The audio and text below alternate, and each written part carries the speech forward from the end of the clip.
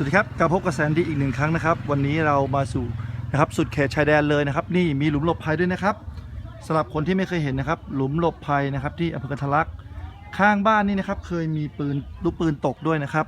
เราจะมาลองเทสกันดูว่าสัญญาณของ MyWorld นะครับจะเร็วและแรงอย่างไรนะครับหรือว่าไม่มีคลื่นเลยก็ได้นะครับตอนนี้ผมก็ยังไม่รู้เหมือนกันเราลองมาเปิดดูกันครับให้เข้ากับบรรยากาศหน่อยครับผมทบ2ลูกอีสานครับเห็นไหมครับ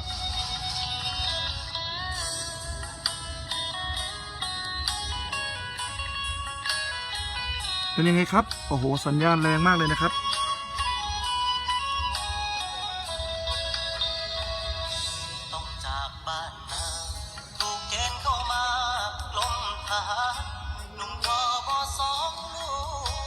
โอเคครับเดี๋ยวเรามาติดตามกันต่อในคลิปหน้านะครับว่าผมจะพาไปเที่ยวที่ไหนนะครับวันนี้จบท้ายด้วยนะครับหลุมหลบภัยครับผม